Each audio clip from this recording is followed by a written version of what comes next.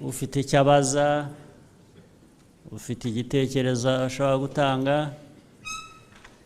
ngira ngo mbaho umwanya indi minota 10-15 turebe uko byifashe.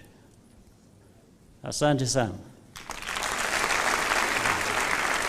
Ikibazo nari nshaka kubaza cyangwa se ikibazo nari mfite, ubona muri education mu bijyanye n'ubuhinzi hari ukuntu tujya kwa applyinga abantu bagiye kujya muri kaminuza, ugasanga ibyo ushaka kuziga muri kaminuza ntabwo uri kubibona, ugasanga usabye ibyo uzakurikirana kandi atari byo wiyumvagamo. Nko mu buhinzi n'ubworozi bamwe twumvaga twakurikirana ibijyanye na horticulture ariko twarabibuze muri WDA, ubwo byadusabye ko tuzakurikirana bw'ibyo tutiyumvagamo cyane. Icyo ni kibazo cya mbere nifite. Ikindi nk'uko mwatubwiye kugira ngo igihugu kigizwe n'imiryango myinshi, ikibazo ngira nifite buri mwaka baravuga ngo bazasanurira abacitse ku icumu, ariko nge bazagira bate? Buri mwaka bavuga ko nyine bagenda basanurira abacitse ku icumu, ariko ngiye nk'umuryango wanjye bagira gute? Ntabwo gusana gusanurira. Ngiye nk'umuryango wanjye kugira ngo umuryango ugende wiyubaka hasi n'undi, ngiye nashaka ngo mumfashirize umuryango uve mu nzu yawo ishaje, uko nicyo cyifuzo nari mfite. Murakoze. Ngwino nkwereke guha akazi koko ugenda utaranya muri bagenzi bawe uwo mpijambo bari bo bahitamo.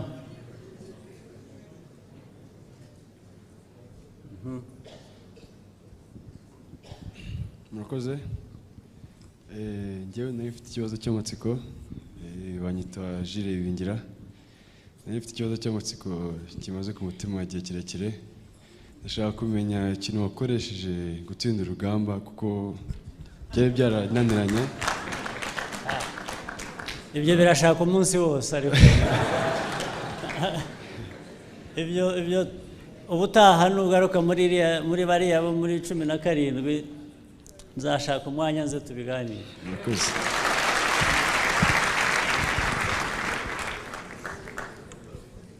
Cyangwa uzabaze ibingira wundi, ibingira mukuru. Uzabaze ibingira mukuru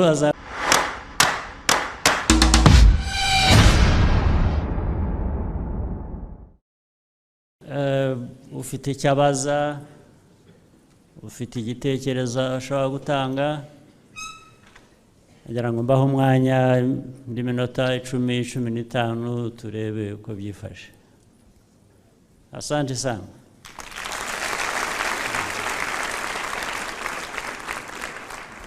Murakoze nyakubahwa Perezida wa Repubulika ko ijambo ryiza mutugejejeho. Mu by'ukuri ryarimo inama nyinshi kandi mutugejejeho n'ikintu cyiza cy'itekerezo mwatugizeho cyo kuzatugarura mu itorero mu mwaka wa 2017. Turabishimye nyakubahwa Perezida wa Repubulika. Mpagurutse ngira ngo mbashimire uburyo kimwadutekerejeho nk'urubyiruko rw'u Rwanda, haba abiga mu Rwanda n'abiga hanze mu mahanga, mugatekereza muti byibura turamutse tubahuje bashobora gusabana, hakabonekamo wenda n'ubucuti communication kandi bakanasobanukirwa ku bijyanye n'igihugu cyabo. Turabashimye nyakubahwa Perezida wa Repubulika. Mu by'ukuri amazina yanjye ntabwo nayabwiye, nitwa Nizeyimana Vincent. Njyewe nk'ibyo nabashije kurongera mu iri torero, hari indangagaciro nazimenye kurushaho noneho ku buryo naho ngiye mu karere ntuyemo nzabisangiza n'abandi, bityo tukabasha kuzamurana, bityo urubyiruko rw'u Rwanda tugakomeza kurangwa n'indangagaciro zakwiye kuturanga. Murakoze. Murakoze cyane. Asante.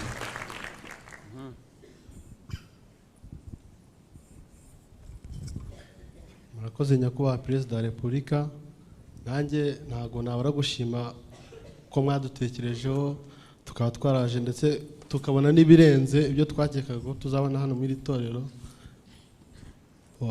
Ikibazo ikibazo nari nshaka kubaza cyangwa se ikibazo nari mfite ubona muri education mu bijyanye n'ubuhinzi hari ukuntu tujya kwa applyinga abantu bagiye kujya muri kaminuza ugasanga ibyo ushaka kuziga muri kaminuza ntabwo uri kubibona ugasanga usabye ibyo uzakurikirana kandi atari byo wiyumvagamo nko mu buhinzi n'ubworozi bamwe twumvaga twakurikirana ibijyanye na horticulture ariko twarabibuze muri WDA ubwo byadusabye ko tuzakurikirana nabwo ibyo tukiyumvagamo cyane icyo ni kibazo cya mbere nifite ikindi nk'uko mwatubwiye kugira ngo igihugu kigizwe n'imiryango myinshi ikibazo ngiye nari mfite buri mwaka baravuga ngo bazasanurira abacitse ku icumu ariko nge bazagira bate buri mwaka bavuga ko nyine bagenda basanurira abacitse ku icumu ariko ngiye nk'umuryango wanjye bagera gute ntabwo gusana gusanurira ngiye nk'umuryango wanjye kugira ngo umuryango ugende wiyubaka hasi n'undi ngiye nashaka ngo mumfashirize umuryango uve mu nzu yawo ishaje uko nicyo cyifuzo na leta murakoze ku by'uburezi minisita iby'ubuhinzi n'ubworozi niba bishaka kuki atabibona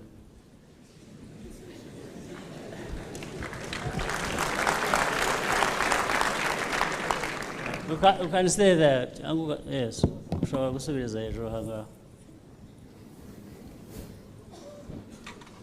Murakoze nyakubahwa Perezida wa Repubulika, turafite porogaramu zo mu buhinzi n'ubworozi. Porogaramu nyinshi zihari ziracyari ku rwego rwa bachelor degree ziba ziri general, ariko uko tugenda twubaka ubushobozi muri kaminuza y'u Rwanda ndetse na za IPRC haragenda hongerwamo andi mashami ari specialized kimwe nk'iryo horticulture yavuze. Muri IPRC ni Polytechnic College iri muri Musanze, harimo programme zo mu buhinzi, ariko muri planning bafite na horticulture nayo izazamo. Ntabwo nibwira ko ubundi ari ikibazo, agomba kuba ari ikibazo cya connection kubihari n'ibyo ashaka kugira ngo bihuzwe. Yes. Agomba kuba hari uburyo gusa bidasobanutse naho inzira yayishatse yashobora kuyibona, ni nk'uko hari n'ibyo yabanza agakora cyangwa akora akaba yanahindura akajya mu bindi, nabyo birashoboka. Yes. Hari n'ibidashoboka hano bishoboka hanze, hari abanyarwanda tujya twohereza hanze kujya kubyigirayo. Yes. Nawe yerekanye ubushake uko abishaka ndetse agashyiramo n'ubushobozi ngira ngo mwamufasha ku buryo bumwe cyangwa ubundi. Ngira ngo nicyo ngicyo ni ikibazo cyo kugira ngo abantu bamenye icyo bakwiriye gukora kugira ngo bagere ku byo bashaka no kumenyekanisha ibihari bishoboka. Iyo bihujwe ubundi ntabwo umuntu akwiriye kuba yabura ahajya. Cyane cyane iby'ubuhinzi n'ubworozi byose byananiranye bite. Ntabwo ikindi yavuze ngira ngo reka akaboneka nawe ushinzwe inzego zirebana n'icyo kibazo n'abagira icyo avuga. Murakoze nyakubahwa Perezida wa Repubulika. Make gusa nta ngira ngo buri mwaka tugenda tugerageza gusana ndetse no kubaka inshyashya, byose bikajyana n'amikoro y'igihugu uko abangana. N'uyu mwaka twatangiye w'ingengo y'imari, hari amazu azasanwa y'abacitse ku icumu rya jenoside ndetse habe n'amashyashya, kuko waravuga gusana ariko hari n'abatarubakirwa tugomba kubakirwa. Byose rero bijyana n'amikoro y'igihugu uko ameze. Bijyana n'amikoro, bijyana na even identification. Ugomba kumenya ikibazo, ufite ikibazo ninde, afite ikibazo. Iyo bitamenyekanye no kubaka rero system yose kugira ngo dushobore kumenya buri kibazo ko giteye, tumenye urwego tugishyiramo, hanyuma noneho ubushobozi bw'igihugu icyo gihe bugakoreshwa, nakongereragaho gusa. murakoze.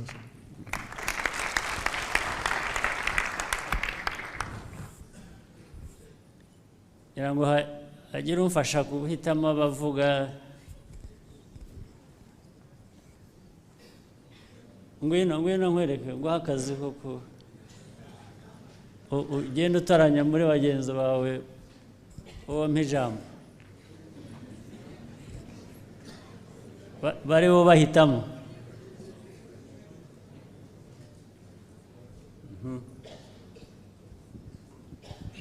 murakoze. Njyewe nari mfite ikibazo cy'amatsiko, banyita Jules Bingira. Nari mfite ikibazo cy'amatsiko kimaze ku mutima igihe kirekire. Ndashaka kumenya ikintu wakoresheje gutsinda urugamba kuko byari byarananiranye. Ibyo birashaka umunsi wose ariko ibyo ubutaha nugaruka muri bariya bo muri 17 nzashaka umwanya nze tubiganire. Murakoze.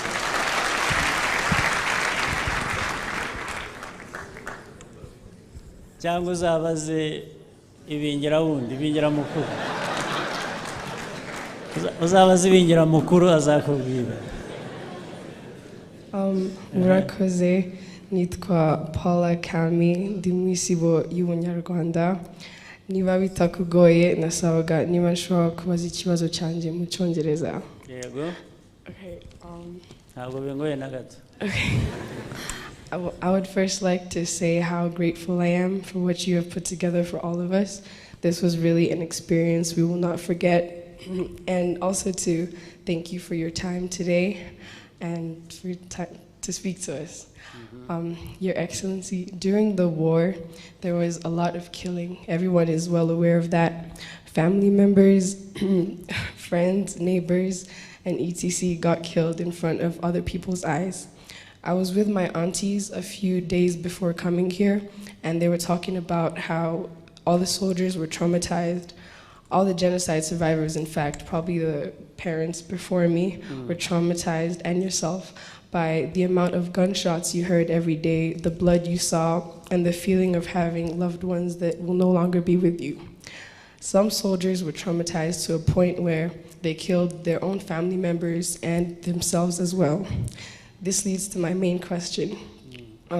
What did you do as president, not only to help the civilians, but the soldiers as well, in order for them to forget about the horrific killing? Was there any counseling services?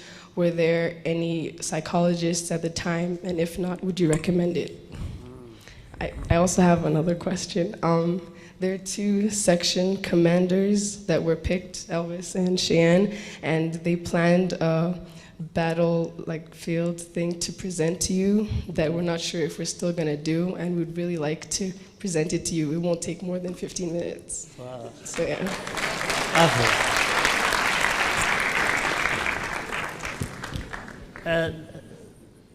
That is a request I can't ignore, so we'll look at that.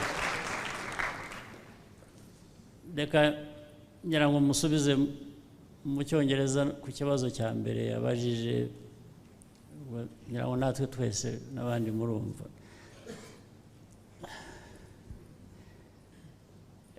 What you've said simply really speaks to the complexity of the situation we have had to deal with, all of us, individuals here, young and old, and families. And what happened here in Rwanda, that we all know, not just from stories, but we experienced, definitely has had a mark on every individual, on every. By the way, the question of trauma, how people got traumatized, is not even confined to just the victims of genocide. But of course, they are the primary group that got traumatized because something happened to them that they didn't expect nor deserved. But I want to say that even those perpetrators, I think they were traumatized.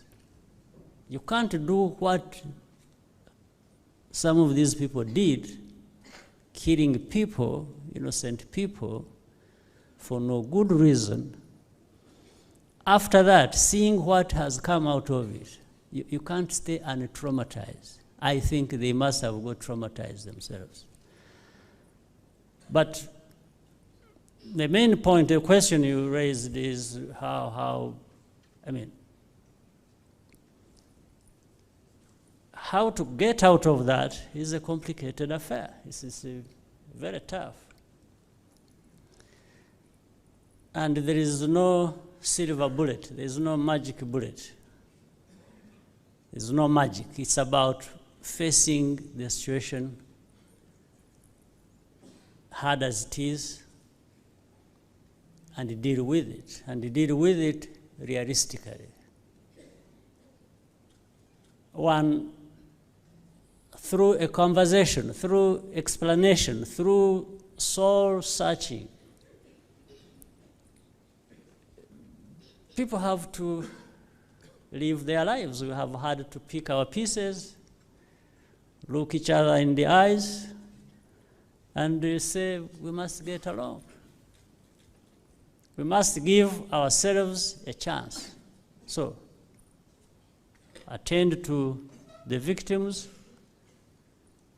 as well as the perpetrators, even if this is to be done in different way, so that the society moves along.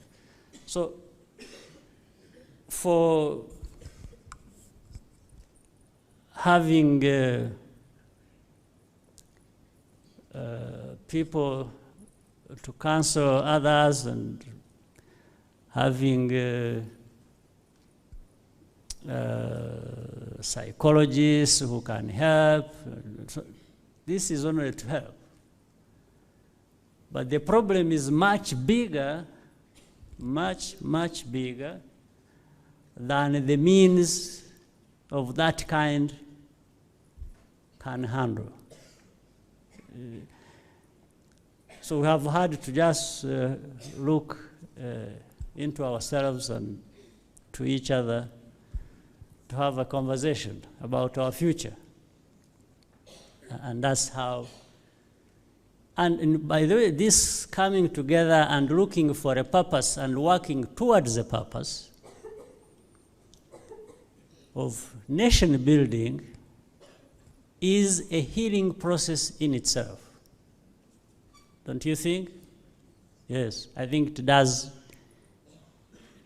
contribute to the healing better than anything else you can think of.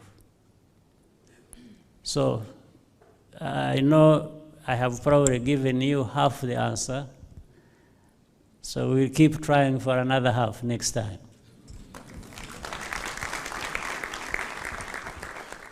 So the other thing you said about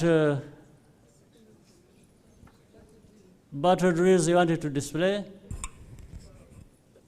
Yes, we should have that. Why didn't we even have it actually in the first place? Okay, well. So how is it organized so that? And also the they're like enemies and the battle. Let the enemies and the friends come here and show us what. I also apologize for my voice. I kind of lost it, but this is no problem. We are hearing what you are saying. So how do we go about it? We have to be outside to show it. Then maybe when you go out before we take photographs and lunch, we can have that. Thank you. All right. Good. So I can see you are very eager not to forget what you've learned here, so and show us that. So wafashaga guhitamo abantu ari. Go ahead. Just speak. Murakoze cyane. Nitwa Mugabo Theogene. Ndazwa misimo y'icyerekezo. Ndabanza kwashimira ko mwitanze mukagera hano. Reka mberekerere ibindi. Mu byo mugomba kuba mwarize reka mbongeremo ikindi. Go to the point. Yes? Straight to the point. Straight to the point. And then, yego rero mfite icyifuzo yes. mu bantu biga ubumenyingiro mu mashuri ya kaminuza basohoka bafite digiri ya A1 bibaye byiza mwatwongeraho tugasohoka turi A0 byadufasha mu mibereho yacu buri munsi. Murakoze. Sinzi ubwo icyo bivuze hagati aho ubwo bakumvise ko bivana kuri A1 A0 okay. Ubwo Minister of Education yabyumvise. Murakoze. Tuze kugenda dutya, hagomba kuba hari abandi hirya badutegereje. Murakoze. Nitwa Abimana Natore, mfite ikibazo kigira kiti: Nyakubahwa Perezida wa Repubulika, hano twatoranyijwe nk'abanyeshuri b'indashyikirwa batsinze neza ikizamini cya leta, ariko indashyikirwa iyo bayibwiye ngo uhitemo ikintu ikunda nikishyiraho bwa mbere, ariko abenshi hano bagiye baduha choice ya gatanu kandi ariyo twahisemo nyuma kandi turi indashyikirwa. Washakaga iki? Nasakaga civil engineering, hanyuma bampaye geometry na surveying. Wabiguhaye ninde? Wabiguhaye ninde? Twarapurayinze muri UR. Ikindi kibazo uretse gato dukemura icyo ngicyo cya geometry, reka tubanze tukirangiza. Murakoze Nyakubahwa Perezida wa Repubulika. Abanyeshuri basaba ibyo bashaka kwigamo muri kaminuza. Niba yaratsinze neza ashaka civil engineering mwayimuhaye.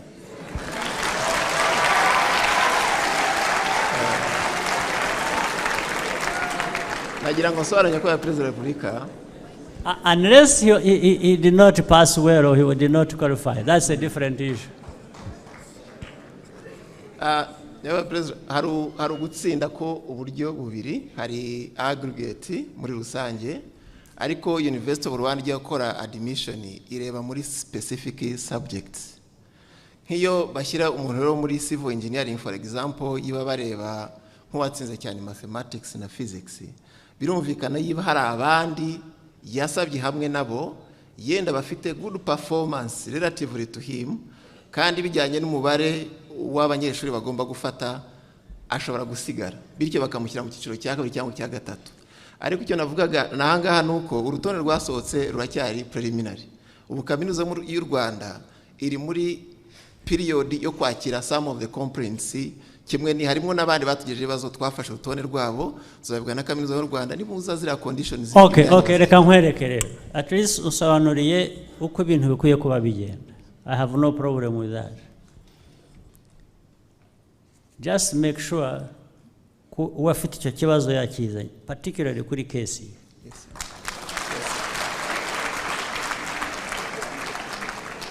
Niba ariko byagenze, ushobora gusanga ibyo uvuga ko ibintu bikwiye kuba bigenda n'icyifuzo cye cyangwa se n'ibyo yabonye mu ntuza atari ko byagenze bitarahujwe uko bikwiye. So check that. Ariko mugikurikirane particularly case ye yubi. So ikindi gira vuba, ariko hari abantu benshi bandi bashaka kubaza, twihute. Icyo kindi ikindi ni icyifuzo abantu biga mu Rwanda akenshi iyo amakampani atuzaniye imbuto akadukorera ibintu tw'abanyarwanda tudafite, ntago ajya asura abanyeshuri bo muri kaminuza ngo bababaze.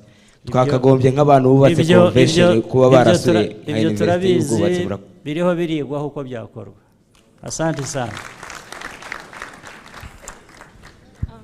Murakoze, nitwa Nkurikiyimfura Tracy. I'll ask my question in English if you don't mind. To a lot of people here, you inspire us, and I would personally like to know who inspires you.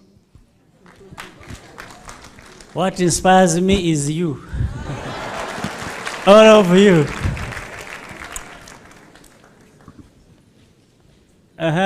Tugaruke hano, hari abandi ba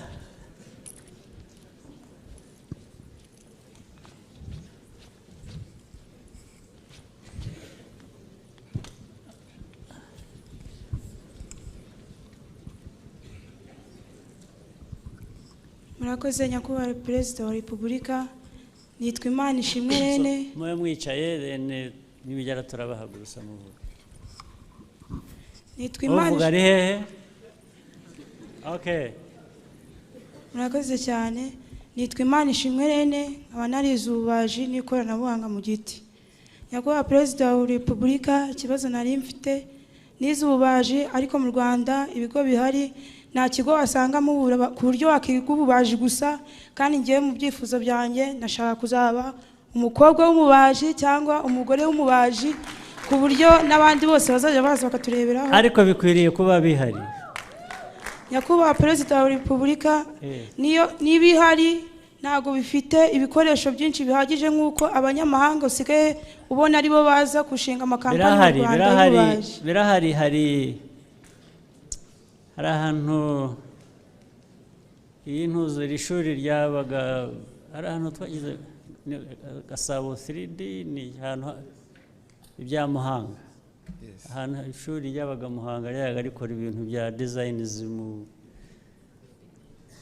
ntabwo ari finishing, bakoraga ibintu neza, nagiye usanga babaza ni kera ariko biracyabaho cyangwa?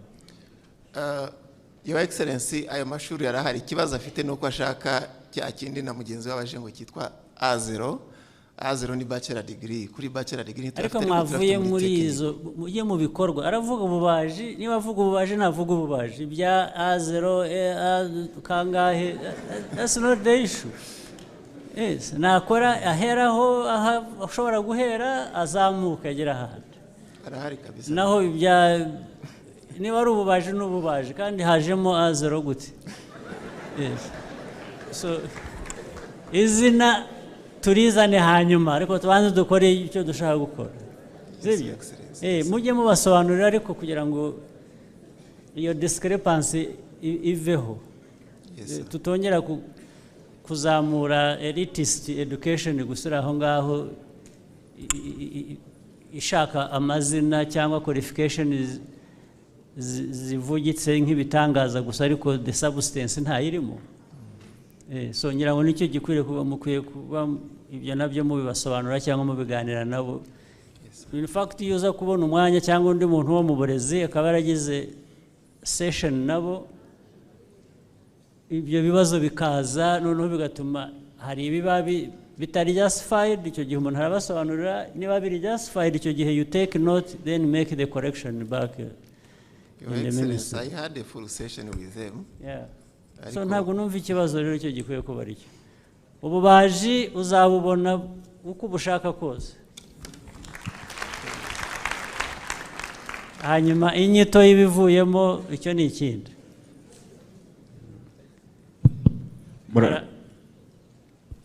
Murakoze nyakubahwa perezida wa repubulika.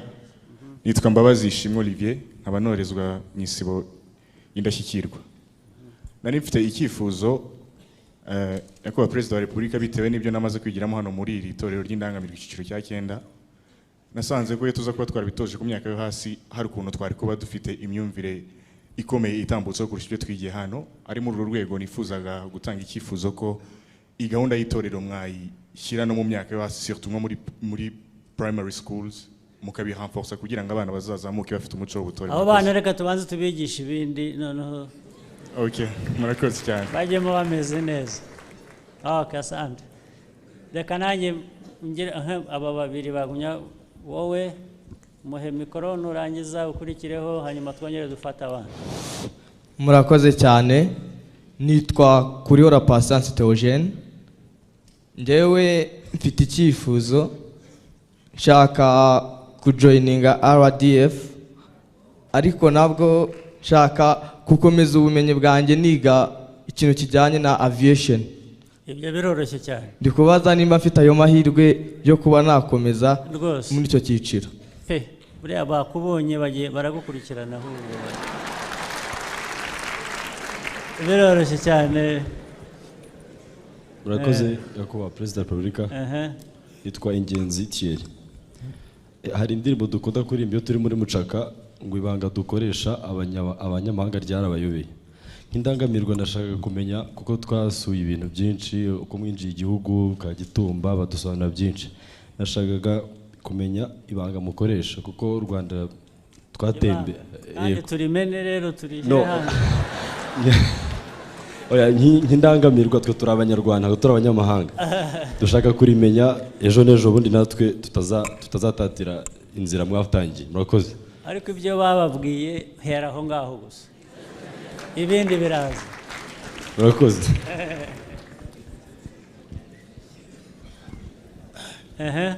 murakoze nyakubahwa perezida wa repubulika buretse gato gutegereje gato nitwa Tuyisenge Samuel abanorezwa okay urumuri ruturuka hariya mu isibo y'ubwitange perezida nk'uko abantu benshi bakunze kwitanya kwa perezida wa repubulika mbona ari ikintu twakwiye kongeraho kuko njye hari icyo mbona ni ukuri kw'Imana ni nkaho uri intumwa bifata nkaho uri intumwa y'Imana mu Rwanda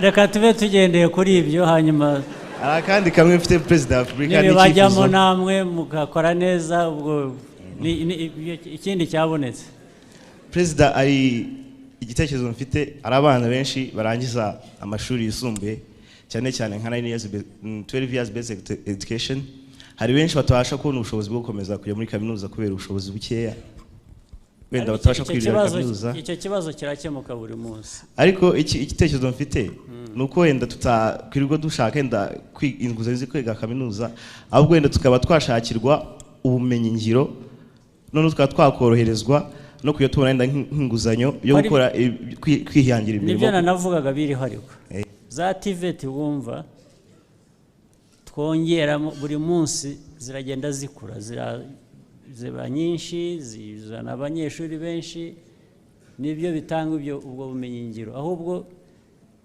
ikibazo kiracyari cya kindi ngira ngo hari ibintu abantu badasobanukirwa neza ukifuza ikintu ukabura uko ukibona kandi mu by'ukuri hari n'uburyo kigerwaho nk'icyo ubumenyi ngiro avuga koko no kugira ngo abantu icyo binafasha iyo wagiye mu rwego rumwe rw'ubumenyi ngiro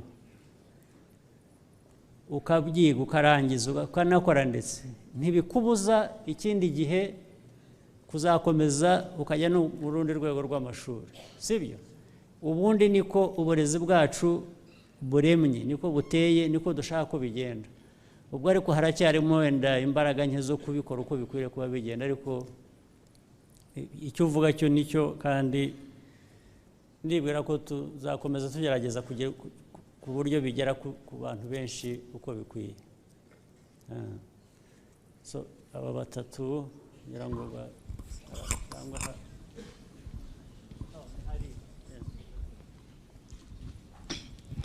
murakoze nyakubahwa repubulika nitwa Nzayisenga Johnson ngewe mfite ikibazo nshaka kubaza uyu mwaka abanyeshuri bize muri computer science cyangwa se ikoranabuhanga twapurayinze muri University of Rwanda ariko igitangaje cyabayeho nubwo twagiye tujya kwireba tugasanga ntabwo turi selected ntabwo twakiriwe kandi byitwa ngo turindashyikirwa abanyeshuri batsinze kurusha abandi ndashaka kumva iki kibazo cyenda gusa n'ikindi twashubije ntago bisa bari yabo barafashwe baha ibyo badakeneye ariko twe ntago twakiriwe nta naho mwakiriwe kandi byari byagenze bite mwari twari twakoze application zose nkuko tuzisabwa mwanatsinze neza cyane rwose ibyo ko numva ari urujijo se kandi Your Excellency ikibazo bakitugejeho twafashe urutonde rwabo twarushyire kaminuza y'u Rwanda barabareba isuzuma ariko dufite n'abayobozi ba kaminuza y'u Rwanda hano wenda badusobanuriramo okay kubisobanura hano ntacyo bivuze cyane mutabikurikiranye ngo mubikore uko bikwiye gukora ubikurikiranye n'abo bayobozi ba kaminuza muhere kuri information babahaye murebe uko mwakosora ibintu yes sir mugenzi we murakoze cyane nyakubahwa perezida wa repubulika nitwa Mbarushimana Joseph nagira ngo mbashimire mbikuye ku mutima cyane muri gahunda z'iterambere ry'u Rwanda ariko by'umwihariko gahunda y'uburezi bw'imyaka 9 y'ibanze nyakubahwa perezida wa repubulika nagira ngo mbabwire ko benshi muri twe turi hano kubera ayo mahirwe mwaduhaye, so turabashimira cyane cyane. Asante sana. Rundi, iravuga. Thank you, Your Excellency. Nitwa Moise Bonheur. Ikibazo nifite hari tujya tubona amasezerano menshi abayobozi b'ibihugu b'Afrika basinya, ariko nyuma twaribeshye wenda nka ICC tukabona baratugamira cyangwa World Trade Organization twamara kubisinya kujyamo free trade tukavuga dusanze nta nganda nyinshi dufite zishobora guhangana n'abanyamahanga, se izo treaty dusinya tugasanga wenda ntago byari ngombwa biterwa n'iki. Mwagize session yabyo basobanurira, ariko turite ubwumvikane ku isi hose ni nk'ubwumvikane no ku zindi nzego, ntabwo bibura ikibazo, ntabwo kibamo, ntabwo abantu bose bubahiriza amasezerano uko baba bakwiye kuyubahiriza. Ni uguhara mbese abantu bagerageza kugira ngo bavanemo igishoboka cyose cyiza kibabereye uko bikwiye, ariko siko bihora bizi iteka. Ariko niyo bigenze bityo hari uburyo bundi abantu bahora baganira. Iyo ufite ikibazo ni nk'uko muriho mubaza, iyo ufite ikibazo gitewe n'ayo masezerano hari uburyo bubiri. Uburyo bumwe urabikurikirana ku buryo ikibazo wagize gitewe n'amasezerano kigomba kumvikana noneho kikaba cyakosorwa. Uburyo bwa kabiri ushobora kuvamo, ushobora gusinyura ukavuga ko wowe kubera ko bitagikora mu nyungu zawe uvuyemo. Ibyo ngibyo nta kundi. Twe hari ibyo tutasinya. Numvise uvuga ibintu bya ICC, ntabwo tugize twe dusinya muri ICC kubera ko tutumvaga neza aho iganisha. Hari abagiyemo bashaka kuvamo, hari abagiyemo baheramo ntacyo bavanamo, ntibazi icyo barimo, ariko bahezemo. So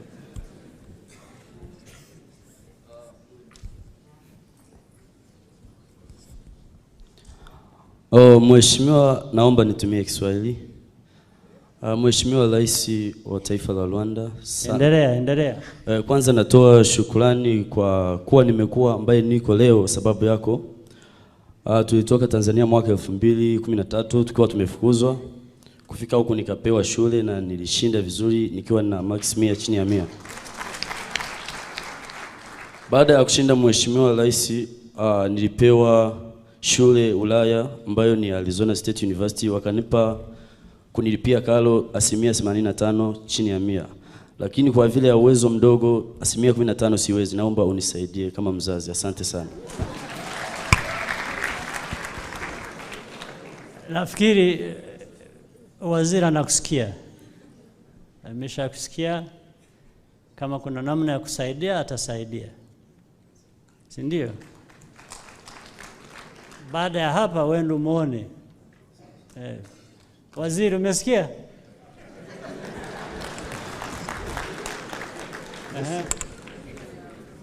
Akoze nitwa Nsengera John.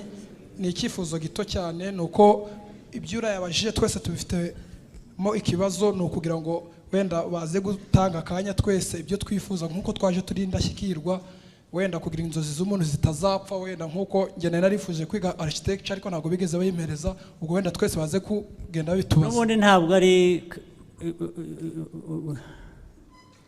umuntu umwe gusa barebye, ngira ngo ngena bivuzanye dukoresheje ruriya rugero kugira ngo n'abandi bafite ikibazo nk'icyo nacyo cyitabwaho.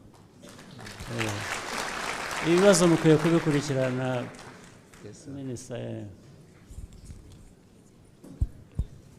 Ngira ngo tugende dusoza ahari mu bindi. Banje kubashimira kubwo no mwanya mutonyeye nyakubahwa Perezida wa Repubulika. Nitwa Mizero Ariston. Turimo turatozwa ahangaha, twagiye dutozwa ku bw'amateka ya kera uburyo ibintu byagendaga bimera bw'abami. Nari mfite ikibazo nibazaga niba muri gahunda za Minisiteri y'Umuco na Siporo niba nta buryo amateka ya kera batangira bakayashyira mu mafilime ku buryo natwe urungano twagenda tubyigiraho kandi nanone abasheshe akanguhe nabo bakabyungukiramo batanga ayo mascript y'uburyo amateka ya kera yagiye agenda. Murakoze. Ndemeranya nawe.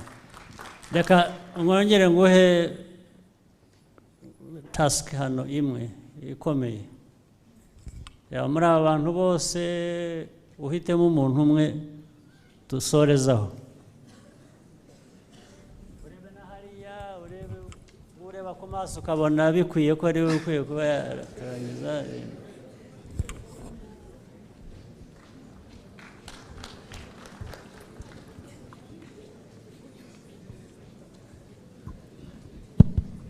Murakoze nyakubahwa Perezida wa Repubulika, nitwa Nkurunziza Yvette, nkaba ndi umuvuzi w'amacumu w'izi ntore zose. Nyakubahwa Perezida wa Repubulika, hari gahunda yari ihari nkatwe twiga mu mashuri twiga dushyizeho imbaraga ya Presidential Scholarships. Mbese benshi muri twebwe tukaba twanujuje tuzi ko tuzamugaragara muri interview. None nagira ngo mbabaze ko twaturiye gushaka imbuto n'amaboko tutashakira u Rwanda, tuzi ko twagenda. Nagira ngo mbabaze ya gahunda ya Presidential Scholarship iracyariho cyangwa ntabwo ikiriho, se niba ikiriho izaba ryari? Ikindi, hari bamwe nk'uko twatujwe hano twatujwe no gutoza abandi. Benshi muri twe twifuza kwinjira mu rugaga rw'abandi batozwa. Twagira ngo bitwemeranye ko Perezida wa Repubulika. Minister again icyo wagisubiza. Presidential Scholarship iracyariho nyiramo? Iracyariho Your Excellency. Turacyareba budget iri available muri mwaka tugiye gutangira, ubwo tuzabamenyesha niba yuje criteria zose zigendwaho azaba selected. Amahirwe azamugeraho. Ikindi waruvuze washaka urashaka kuba umutoza? Hari icyo se? Ni ukubikorera gusa ukabibona rwose. Bakumvise buriya abo batoza abandi bakuru bakumvise. So mwakoze cyane rero.